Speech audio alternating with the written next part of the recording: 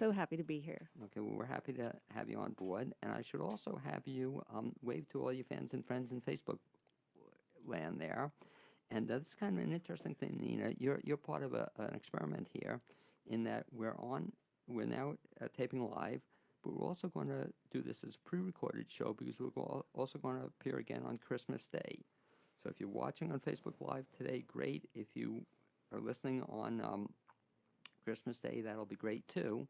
And I should mention that Nina Hart, I've known for a bunch of years, and she's a creativity coach, founder teacher of writing from your head workshops and retreats.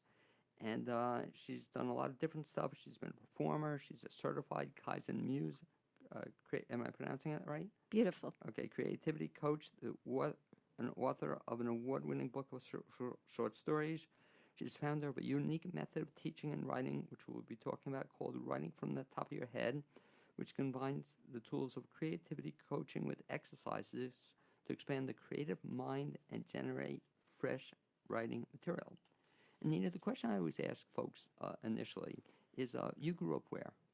Cleveland, Ohio. Okay. And when you were a little girl growing up in Cleveland, Ohio, did you always know you wanted to be a woman of many talents? Like, what did you want to be when you were a kid? Gosh, it's such a multifaceted question because I think children think a lot of things and they have a lot of dreams and they love to do a lot of things. But if I were to really look at the things I was drawn to as a child, I was definitely drawn to writing and books. I felt like I was a writer from an early age. I don't know why. Maybe I had kind of a loud inner voice that was always making up poetry in my head. But I loved animals. I wanted to be a vet.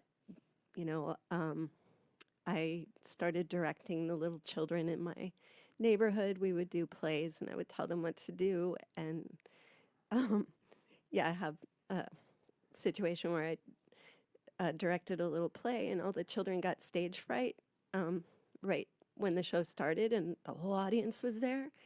And so I had to do all the characters. How old were you? That was when I was 11. But I have incredible stage fright myself, so I do not know how I pulled that off, except I liked doing characters. And when I'm on stage, once I get going, get a little wacky. Well, it's funny you say that because I have an idea, which I want to do at some point in time, Nina. And I always thought it'd be really cool to have everybody who's ever performed, you and a lot of acting friends I have, to do their very first thing they ever did. In other words, when you were 11, did they videotape that? No, they Right. did not. But boy, that would have been amazing. Well, you say that. I want to keep it in the back of my mind to get you to make a comeback. Wouldn't that be cool to now do it at production? Everybody does their first thing they did. So you could recreate this. We'll do it at the BB Theater again or some other place and just have your very first role that you did all these parts. It's funny you say that, though, also that you said you remember being nervous or you have stage fright. Yeah, I think that's where I first met you. It was a bunch of years ago. You were doing kind of, well, not a one-woman show. It was a three-woman show with our friend Michelle Baker. And who else were you doing that with? Bonnie Freestone. Right, and talk about what that was. Well, I was actually reading pieces from my book, Somewhere in a Town You Never Knew Existed Somewhere, which is a book of short stories, but they're really performance pieces. So I think they work really well on stage. But Bonnie is a theater, an actress, an improvisational actress, and so is Michelle. So they were both wildly improvising, and it was a great experiment, and we had a lot of fun. And that was probably a big challenge for you to put this together. And you hadn't performed for a while, or you had been performing? I've been performing since I was young, but reading my own work felt especially vulnerable. So at that time in my life, when I was performing from the book, I was definitely shaking on stage. I was definitely having a lot of vulnerability come up about using my voice. And it's funny, you couldn't tell it, that. Thank you for saying that. No, but almost to the extent, it was just kind of a fun thing that, one person had been friendly with Michelle and two other women. And just, it's almost like a Mickey Rooney, Judy Garland type thing. Let's put on a show, and just had the idea to put on a show. Yeah. And it was so great. You got a big turnout on that, and it was an exciting thing. But that was just a one-time thing, you think? I think we did that show a few times at the BB, like a few performances 6 months apart or something. I thought that we did that. So, and it was for a few nights. But Yeah. again, that'll be until we get to the second revision of it 10 years later. We'll have you come back and do it again. Okay, but I'd like to do the thing I did when I was 11. That would, Even I better. will show up for that. I think that's a beautiful idea. As a fundraiser. So Yeah. let's kind of fast forward a little bit, so that starting out as 11, performer, director, whatever, but it seemed most of it had to do with writing. Is that kind of a basis of what you do a lot? Actually, I would say that I was so shy when I was a child, that I didn't really bring my writing forward until the last 10 years. So when I was young, I actually became a dancer because the non-verbal world felt like much safer to me. And so I became a professional dancer for 10 years, in Toronto and San Francisco. And yeah, I was a dancer. Then I started playing electric bass, in various bands. And so again, nonverbal, having to do with rhythm and movement. But I was writing all during that time. But writing came later when I decided to get a little more brave. Do you still dance? I do. I love to do clowning. So I feel like that my dance has morphed into funny movement. And I've been doing a little stand up around town too. So I feel like I need a lot of irreverence in my life, like a lot of levity and humor and play. Like I'm not into being serious artist anymore. What's kind of cool hearing about you is that you seem to like doing a lot of different stuff. I would say, yeah. I mean, amazing. Just earlier today, to two of my friends who are stand-up comedians, you may know them, Jason Shoulder and, Yeah. and Randy Robbins, and I mean that's quite a shift from doing dance to music to doing comedy to performing to writing. Are you like me? Do you get, I won't say bored easily, but do you always find things to do?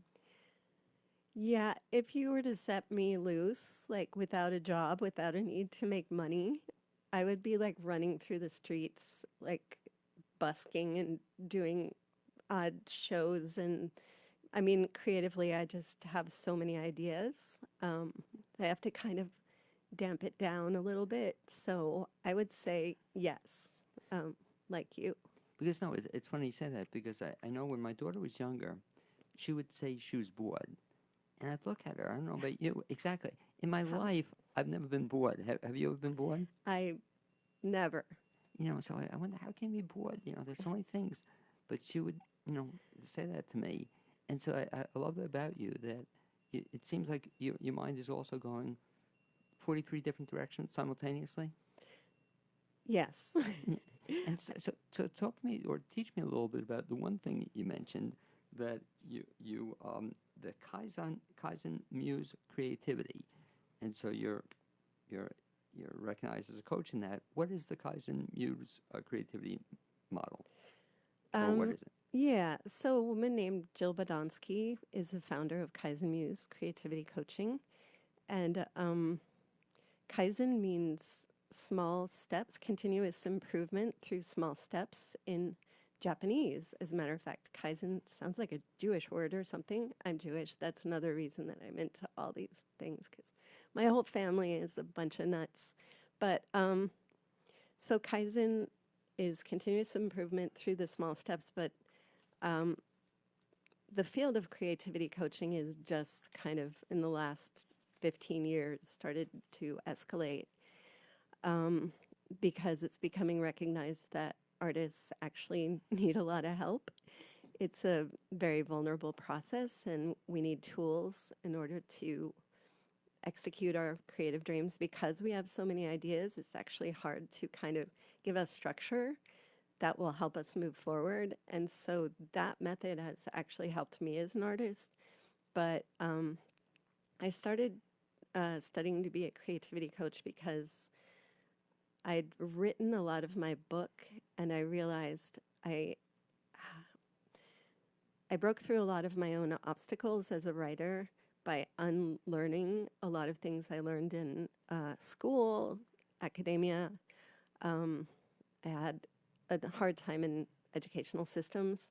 So when I kind of unwound a lot of that conditioning, I realized I wanted to teach that opening the top of my head sort of process to other writers and artists, but I also wanted to kind of give it structure with practical tools to move forward as an artist. So I Googled around and found Jill's work, and yeah, I became a creativity coach and I combined that with the writing practices, and that's what became officially writing from the top of your head. But I do work one-to-one with clients to, as well as my workshops. And talk a little bit about that creativity aspect, because in another life I was a college professor, and one course I taught was a course on creativity. Awesome. And people would say to me, well, you can't teach creativity, you know. But I don't know if that's true, that, or I don't know if you can teach it, but you can certainly help people, I guess, become more creative or open their creative process. How do you feel about that? Well, I think one of the saddest things for me is to hear people say, I'm not creative. And I hear it from children. I volunteered at 826 Seattle when I lived in Seattle, and that's an after school program for children in writing. And they bus in like this busload of fourth graders, and a number of the kids, we were going to have them illustrate their books that they were working on. And a number of them were like, I'm not an artist. And I'm like, what is going on in schools? I admire teachers so much. It's such an honor that we have beautiful teachers in schools. But I think the awareness around what helps keep that creative spark in children alive so they become adults that say, I am creative. Like, to me, that bridge needs to be filled. So funny you mentioned that, because I recall as a kid, I used to love to sing, you know. Yeah. And then I remember I said to my mother, somehow I want to get a singing I want to learn more about singing. And she takes me to meet some lady with a piano, and I did some audition. And then afterward, and my mother came out, and all I know, I never got singing lessons, as a result. And God's honest truth, for 50 years I didn't sing, until a couple of years ago I was at an audition and I had to sing, and the woman said, well, you can carry a tune, But I'd been told as a kid that it implied that I couldn't sing, and it shut me down. Isn't that a shame? That's like the story that repeatedly breaks my heart, that, my happiness is that you're starting to sing again. Right. But that is, all it takes is one little remark or one teacher.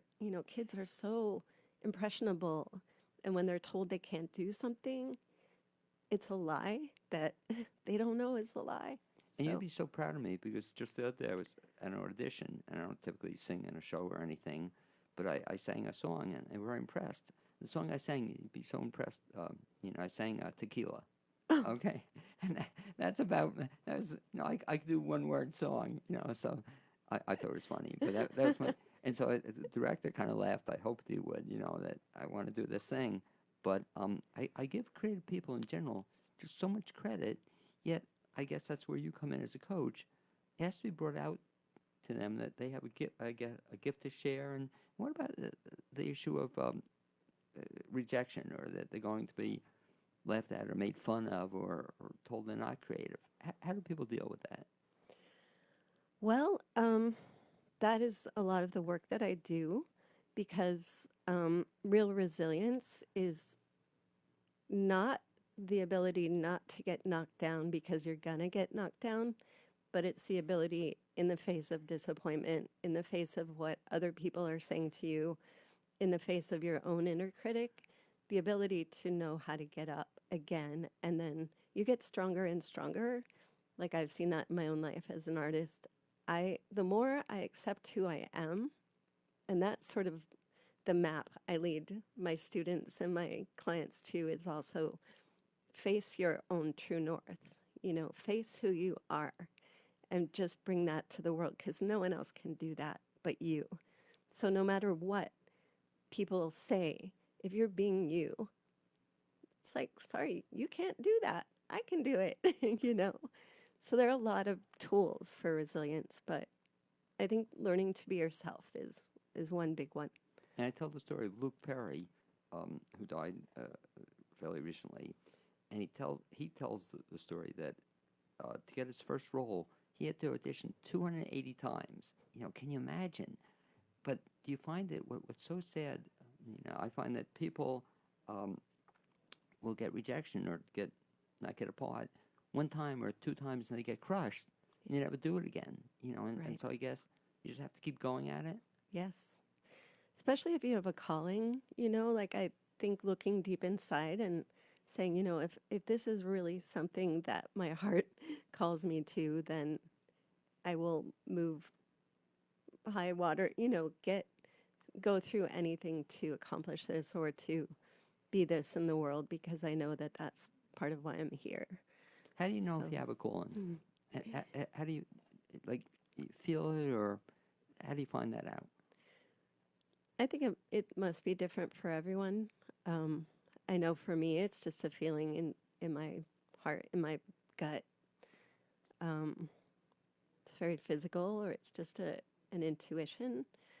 Um, but also, I think we're such a product-oriented society that the joy of the creative process is actually what we're after anyways. So whether we're making mud pies or building castles or, making songs, if you can get in the state that creativity calls from you, then it doesn't matter if you're good at it or if you're, the only way to get better is to repeatedly know how to enter that creative state for yourself, because there's so much play and joy there. And so to take off the product orientation and put it back into process, I think that question of, am I supposed to do this or will I be recognized for it, becomes less important. You raise a good point that reminds me of my friend Brian Biro, and you may know Brian. A lot of people do. He's a very famous motivational speaker. And he said something to me once, which I thought was kind of interesting. But he doesn't care to read the evaluations after he does a presentation. It's almost what you're saying, and it's so brilliant the way he says it. He gets he knows he gives his all to a presentation, gives 110%. And whatever people say, that's up to them, but he doesn't let it, you probably know other people get one negative comment and they fall apart. He just does his thing. I thought it was kind of interesting. Yeah, I think that's a great survival mechanism. And I know a lot of people who are quite in the public eye, that they never read reviews. They never, and I think it's important to develop like trusted friends and allies who get what you're trying to do, get your work, and can say, oh, give you some constructive feedback. But that takes a lot of trust and understanding, and they support you and get you, But after a show, often I've learned to either leave or it's almost like martial arts. Like I can feel someone coming towards me. Often it's about their own subjective. It's really about them often. Um, so it's really quite a navigation, though. It's a lot of the work I do with people too, is to help them know how to navigate that in the world, because people will say all kinds of things, like really some make no sense. And sometimes, and it's not even that you're seeking it. Sometimes people just tell you whatever they want. Right. But it's like, you should get me as working with you, because I'm the world's worst critic, because I love everything I see, especially if I know somebody. Yeah. If I know the performer, I'll love it, But I think that's, I think kind of helpful to people, that you do something, you want, at least you'd like to get positive validation as opposed to negative validation.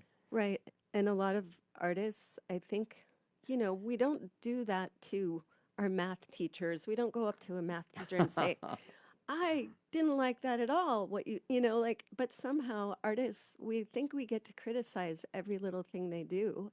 And as you were saying, give them advice when often they're not people even in the ring. They're not even artists that are working on things. So therefore, um, it's really a problem. And I studied gateless method writing, which is a method of writing and giving feedback in a positive way that um, undoes a lot of that way of critiquing each other. It's freeing. It's amazing.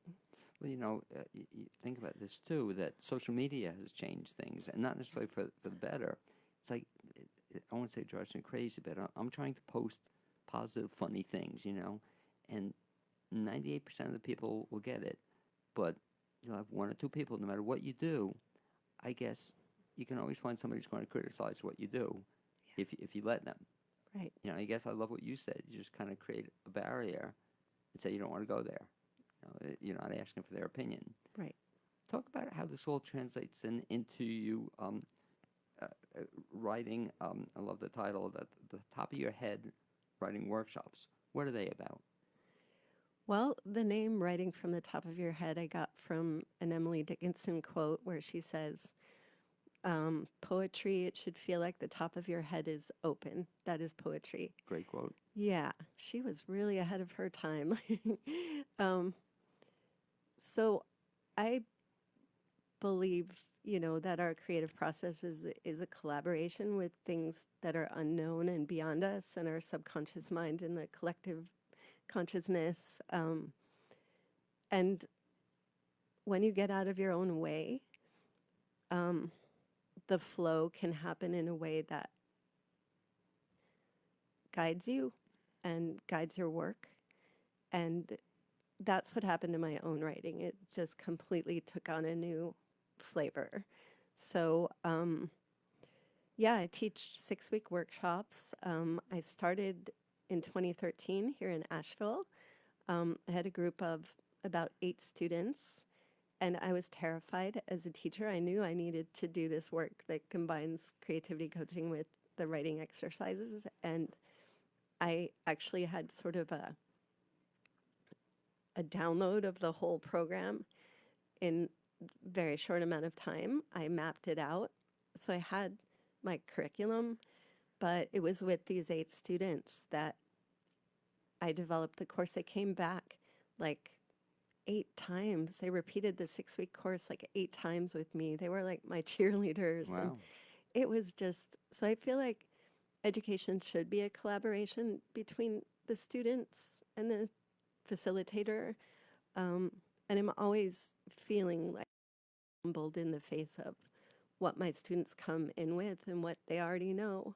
So I'm not teaching them, I'm not filling their heads with anything. I'm just helping them get out of their own way, and guiding them through exercises that help to get them in the alpha state, get them in the part of their brain that is poetry, that creates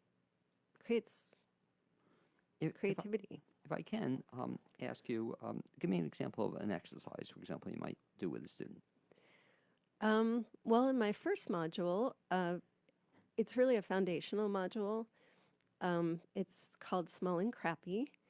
And I love it. yeah, so it's a creativity coaching tool of learning to lower your expectations at the beginning. Learn that close enough is good enough, and that so it doesn't have to be perfect, because a lot of people come to the creative process right from the start believing they need to write the great American novel and it has to come out perfectly, and that's what shuts them down and makes them leave. So I'll do exercises like, one of the first things we do is write as badly as you possibly can. Like, not just bad, like atrocious, like smearing, awful mud all over the page with your words. Like, it's just like, and so people start laughing like that. So then what they start doing is they play. They're all of a sudden given permission to play.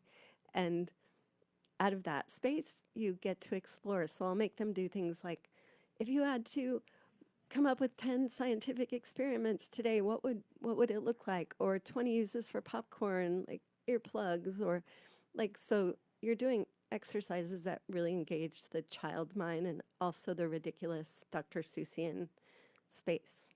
And so I guess what you're doing with folks too is getting them out of their normal zone or comfort zone and just to look at things a little bit differently than they've looked at it in the past.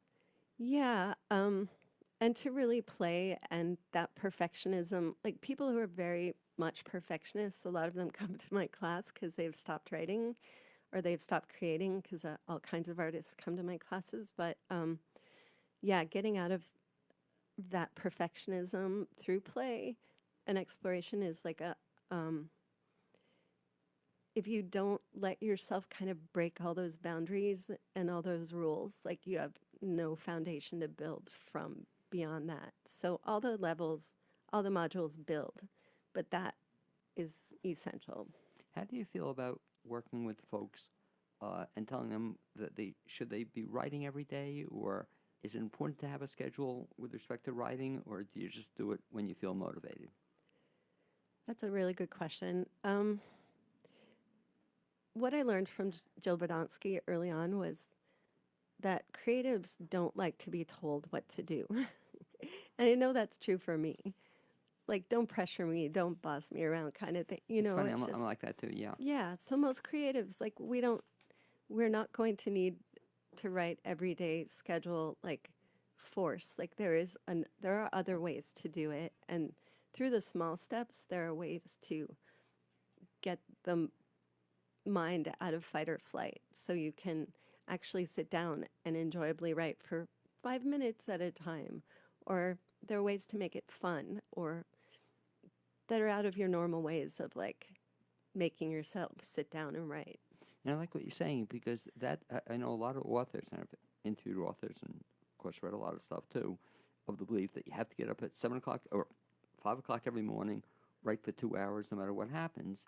Yet, just what you said, I love the word you use, fun.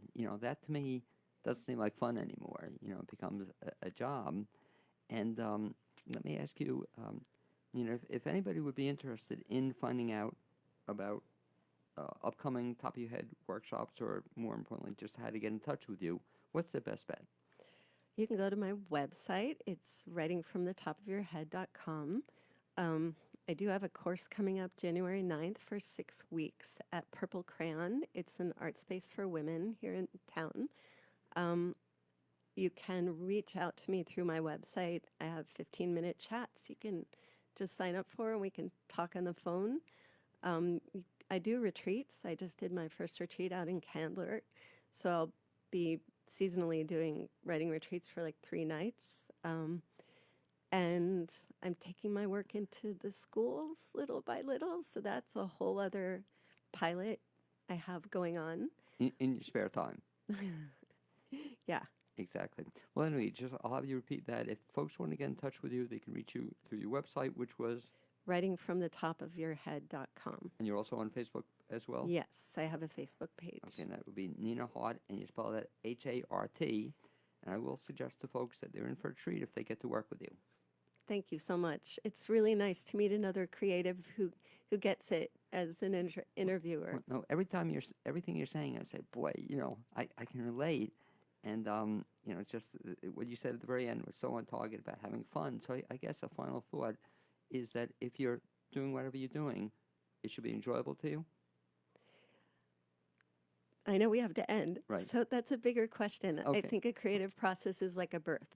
So sometimes it hurts, but learning how to have fun when it's not hurting is so great.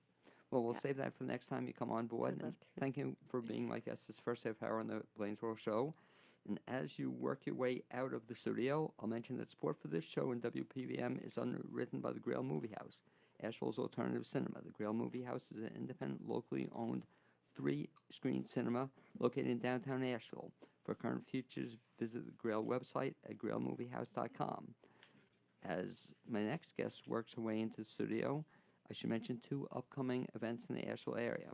The first will take place on Saturday, January 18th, and that will be an evening with Somewhat Petty, featuring Tom Petty's music. That'll be at Ambro West on Saturday, January 18th. from 8 to 10:30 p.m. and featuring the group Somewhat Petty, who was guest on our show a couple months ago, and that should be a fun show. In addition, another fun show is going to be Jeeves Saves the Day. That'll take place at January 29th to February 23rd at North Carolina Stage. For information about that, you can go to www.ncstage.org. It's next my pleasure to introduce my second guest of the BLAINESWORLD show this week, and Rhoda, we're also going to be repeating it on Christmas Day, but I'm pleased to have the amazing, talented Rhoda Weaver. And Rhoda, you can also wave to all your fans and friends on Facebook, so you can say to everybody's watching on Facebook. Hello. Okay, and I have to say this is one of my big treats to have you on board, because I've been a Rhoda Weaver fan ever since I came to Asheville, I guess, and first saw you as a busker. I guess that's one of the first things you were doing in Asheville, as a busker? No, I didn't. I didn't start busking in my early years. No, but I mean, when I'm sorry, I've been here 11 years, and Okay. that's how I guess I came Yes. into contact with you. Now, I'll ask you that question then, Rhoda. You grew up where? I grew up in Lumberton, North Carolina. Okay. And so when you were a little girl growing up in Lumberton, North Carolina, did you always know you wanted to be a singer? Yes, at that point, because I started singing when I was around 7, and we lived in Detroit, Michigan. And so by the time we were in Lumberton, I think we moved there when I was about 10. I was pretty much in love with music. What was the first time you ever sang in public? In church in Detroit. Okay. Because I have a great idea. You may have heard me mention it to my earlier guest, but it's too bad we probably don't have a videotape of that first song, do we? Or first performance? God, no. But wouldn't that be a cool thing to do? I've always thought, Rhoda, we'll do a fundraiser. We'll do it at White Horse, or we'll do it at some other venue in town, and everybody would be doing that very first song or very first acting bit. Mhm. Wouldn't that be a trip to show your kids or something? Here was Mom when she was 7 years or 8 years of age. My kids would be rolling on the floor laughing. Well, you mentioned that in terms of your kids. So you started out at a young age. You were singing in church. Did you continue, or how did it progress from there? Yes, I sang in church like pretty much my whole life. And when I moved here, I guess I've been here about 26 years now. When I moved here, person that I was seeing briefly took me to karaoke because he was a singer also. And in Lumberton, we didn't have karaoke. You didn't have anywhere to just express yourself. I mean, through the arts, unless you were singing in church, singing or playing instruments in church. That was pretty much it, because Lumberton is very small, and it's grown up some, but I don't really know what kind of like music venues or anything like that they have now. But at that time, singing in church was all I could do. So you went to a karaoke night, Mhm. and that was how many years ago? About 26, 27 years ago. And what happened? I was enthralled. I was just so excited because all of the like secular songs that I always loved and wanted to sing and dreamt of singing one day were all in the karaoke book, and so I was excited that I could sing those songs. And You didn't sing them in church, I take it. oh, no, No. no, I didn't sing any Whitney in church. So you got into karaoke, and then what happened after that? It was exhilarating to be able to sing those songs that I had loved, and and people received them. So I started going to karaoke like all the time, and then when my husband and I were dating, that was our like free entertainment, going to karaoke, and a lot of karaoke contests. Yeah. Did he sing also? No, he's just like he's just my number one fan. Well, no, maybe tied with me because I'm up there. And David Joe Miller, has to be your number up there in terms of your fans. So, how do you go from then singing karaoke to all of a sudden deciding you can make maybe a couple bucks on this or open it to other people? Um, I I don't remember what year it was, but my husband and I were talking, and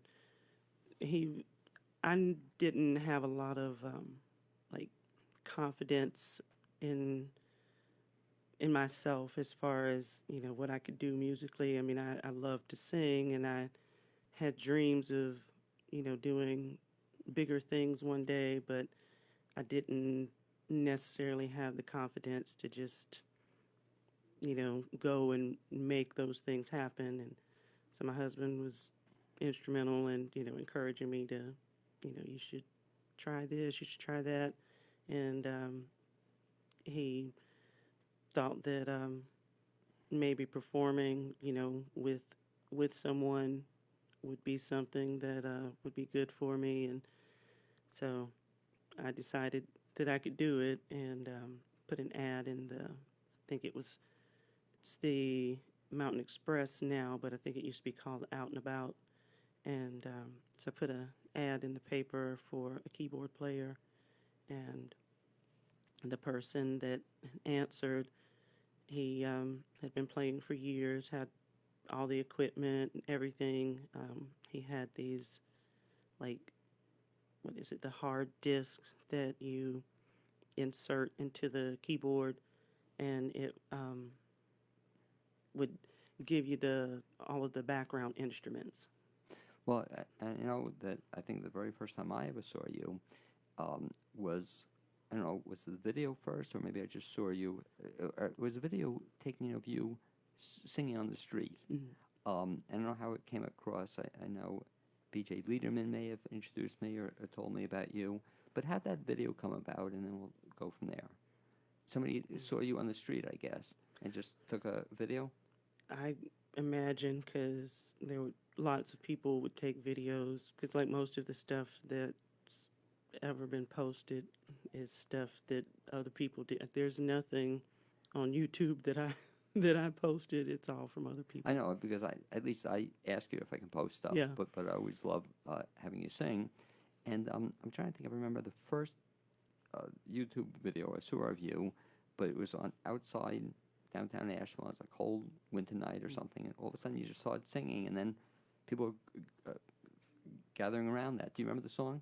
Or do you remember give me one of the songs you would sing, for example, on the street? Or one of your favorites. One of your favorites. Which one of your favorites? Let's see.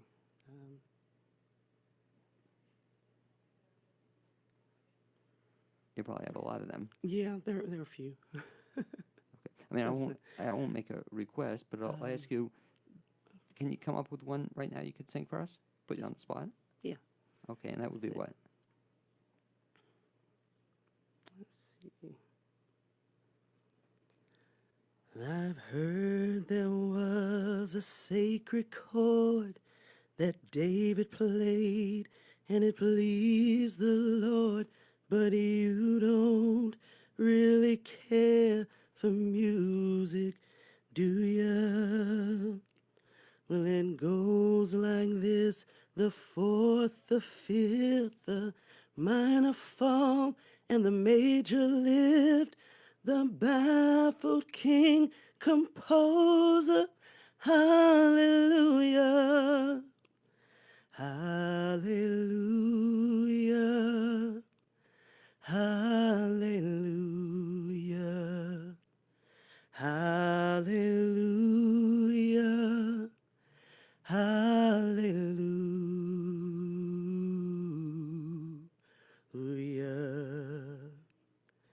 Your faith was strong, but you needed proof. You saw her bathing on the roof, her beauty in the moonlight overthrew you. She tied you to her kitchen chair, She broke your throne and she cut your hair, and from your lips she drew the hallelujah. Hallelujah. Hallelujah. Hallelujah. Hallelujah.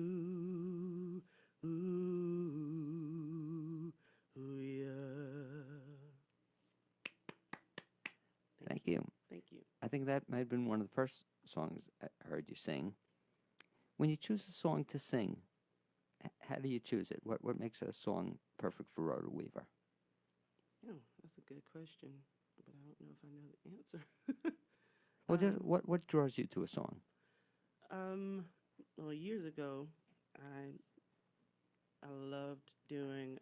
I mean, I still love them, but years ago, when I sang at karaoke a lot and would enter a lot of karaoke competitions, I would choose a song that like displayed my like vocal abilities. You know, to be able to like hold a note for a long time, or like a lot of torch ballads, as they call them. I love ballads, and you know, I loved songs, ballads like from Whitney, Mariah. Even liked a lot of country ballads, Faith Hill, Shania Twain, and today it's different how I choose a song. What impressed me, Rhoda, about you, and not only you, but other performers as well, is that how you can remember, you know, the songs you can remember. You have, for example, in your wheelbarrow, I guess, you have you have lots of songs you can sing? I mean, yes, but for me, um, sometimes I don't retain things as well as I would like to. um, I have, like, some people call it brain fog, Welcome and to the crowd, yeah, yeah. and mix that with some nervousness. So I usually have lyrics with me. There's some songs that I'm pretty good at, but even some of those songs that I have known forever and remember pretty well, if it's just a day where if it's, I guess, an instance where I get really nervous or I'm just having a lot of brain fog, I can forget some lyrics to a song that I know well. It's funny you say you get really nervous because, boy, I don't see it. You know, I've seen you perform a bunch of times. I've never seen you, nervous, but I guess that's an internal thing. That's how you feel. People think that I'm not, but every single time that I sing, every single time. Do you prefer singing by yourself or with a group?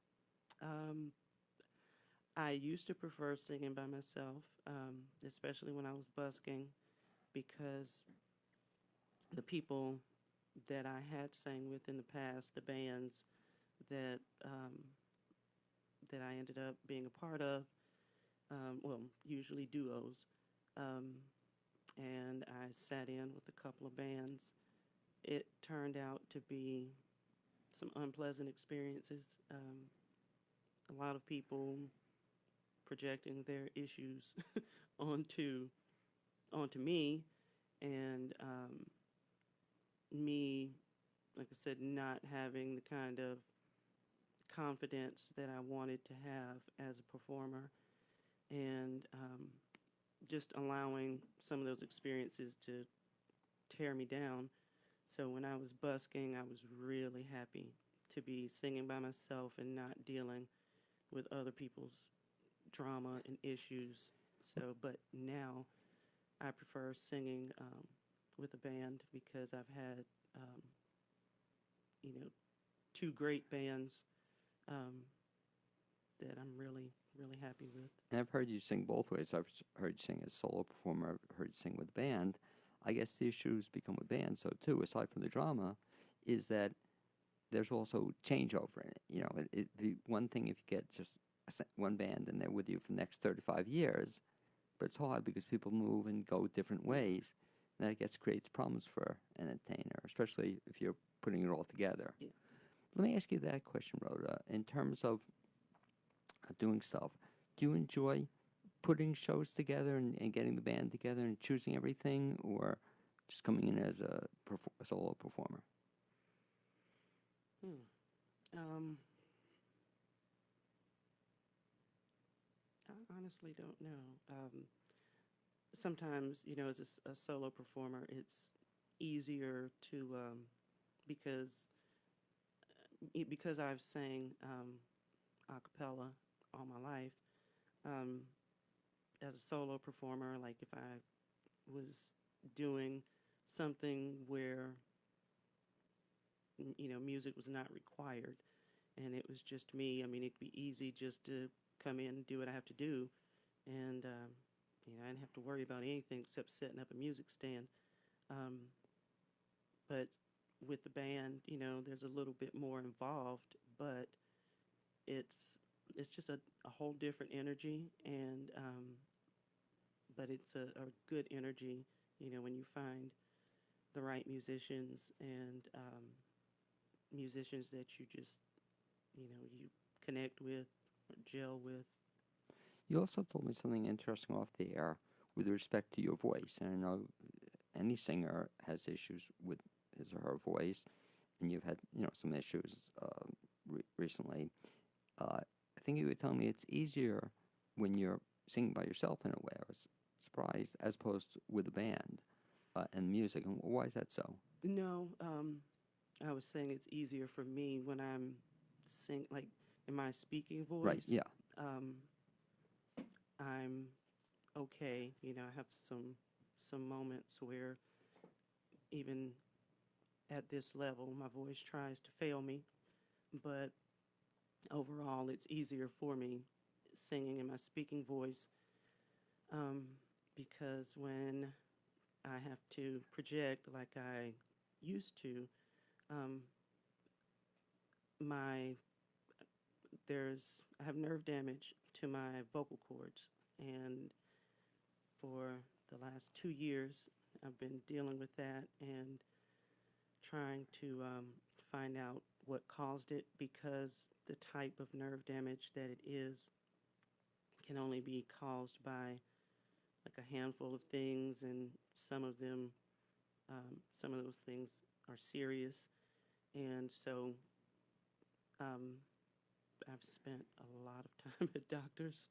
this year and trying to get doctors to listen to me as I explain to them, what I'm experiencing and all of this, because pretty much every doctor that I've been to has told me that they didn't know what they could do to help me, and that basically I was just going to have to accept it. But I mean, I'm not accepting the fact that I won't be able to sing at the capacity that I used to anymore. I mean, for now, I realize that there's some changes I have to make because the nerve damage has affected my diaphragm as well, and I knew that, but the doctors have been telling me that it didn't until recently. I started going to see a chiropractor and found out that the I have some issues going on in my neck and my spine that have caused the nerve damage. Maybe the only thing that caused the nerve damage, but more than likely it's not. But for now, I at least know that much. And the chiropractor was able to um, help me prove to one of my doctors, because of the x-ray, that my diaphragm has been affected, the nerve to my diaphragm. And so now I'm waiting to schedule tests to have that looked at. One of the things I was so pleased about when we spoke yesterday was the fact that you mentioned that, and I was a little concerned about you singing, but you did say you're a trooper and you could do a song or two on the air now. And so, I'm going to put you on the spot again and ask you for a second song. I don't know if I'll have time for a third. But just some other song that you enjoy singing, because I find that if you enjoy it, I'm going to enjoy it. So can I ask you to sing another song?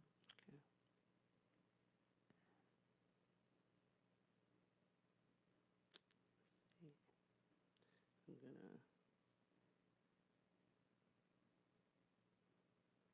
I'm gonna. Look at your list of favorites. Yeah. Okay.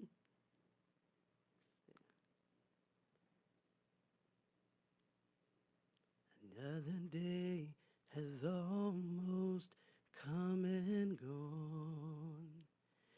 Can't imagine what else could go wrong. Sometimes I like to hide away somewhere and lock the door. A single battle lost, but not the war. 'Cause tomorrow's another day, and I'm thirsty anyway.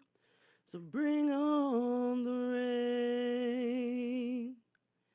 It's almost like the hard times circle round. A couple drops and they all start coming down. Yeah, I might feel defeated, and I might hang my head.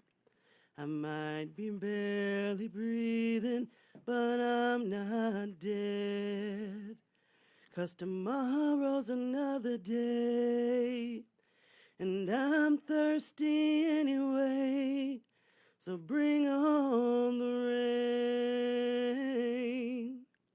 No, I'm not gonna let it get me down, and I'm not gonna cry, and I'm not gonna lose any sleep tonight. 'Cause tomorrow's another day, and I'm thirsty anyway. So bring on the rain. Bring on the rain.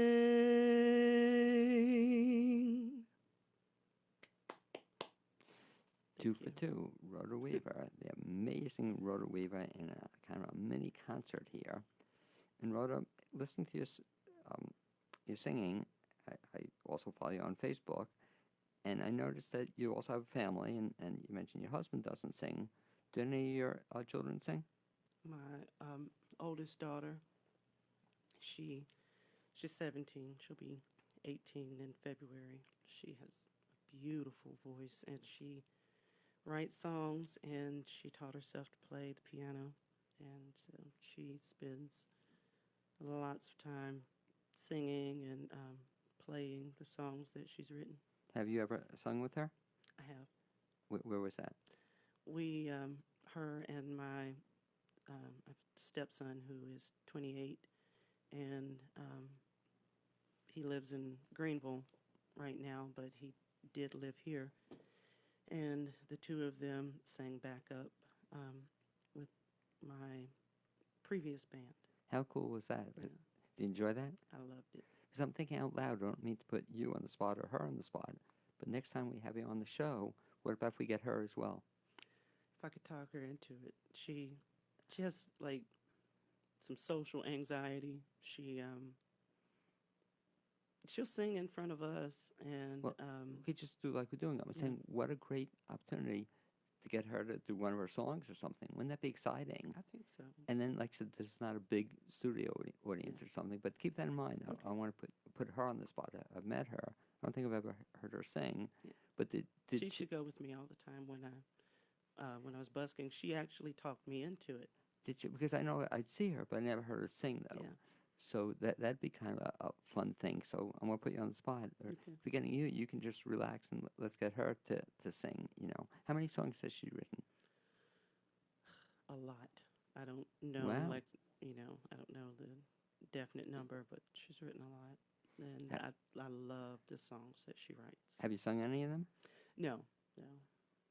No, she won't. She won't let you. Or I won't say she won't let me, but I don't know if she's, you know, feels comfortable yet, like putting it out there.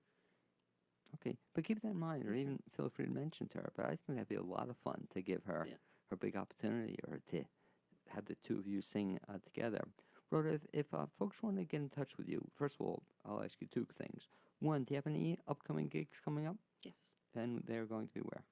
Um, Friday night. This Friday? This Friday at Oliver Twist in Hendersonville. My band, Rhoda and the Risers. Then Saturday night at Hotel Eris. The Friday night shows from 6 to 9. Saturday night at Hotel Eris will be 9 to 12. And we are at Pillar in the Hilton Garden Inn on Tuesdays for the next couple of months, except for Christmas Eve. We won't be there Christmas Eve. Okay, so you're certainly keeping yourself busy. It just happened that way. No, I'm going to put this down and I'll get you off the air. We'll talk about it. And so if folks want to follow Rhoda Weaver, the best bet is to do what? Our band page, Rhoda and the Risers, is on Facebook, and events that we have coming up are posted there. And other than that, I don't really have anything, my email address is rhodaweaver1972 @gmail. Okay, and if you want to find Rhoda Weaver, you'll find her. They could also, I guess, if you're open to it, friend you on Facebook, but not be aware of, but just accept the fact that Rhoda's going to speak her mind. That Yes. no, but that's one of the beautiful things about Rhoda Weaver. You either accept it and like it, or if not, too bad. Don't friend her. Don't follow her. But Yes. Rhoda, you'll find out about her music. You'll also find out a little bit about Rhoda has a couple of opinions on different subjects. I would say. I do. Okay, and Rhoda and the Risers, I'm going to check with you on catching them. I'd like to thank you for being my guest the second half hour on the BLAINESWORLD show. My Thank guest you. on the first half hour, Nina Hart. I'd also like to thank Amy Prisnash, my producer, and to Zuzu Welsh, who provided the music you heard at the beginning of the show. You'll now be hearing, you won't be hearing at the end because there's a pre-recorded version of the show. So we'll hopefully catch you not only on Facebook today, I'll post it, Rhoda, but also post it on Christmas Day where you'll get to hear the show again. So thank you for being my guest on the second half hour of the BLAINESWORLD show. Thank you. And Thank you for having me. well, thank you very much. If I can get this going, we want to go back to regular programming in just a second. I think we're all set, and we'll look forward to seeing you soon in the neighborhood, Rhoda. Thanks you. again. Okay, great. I'm just going to turn off Facebook Live, and we'll get back to regular programming.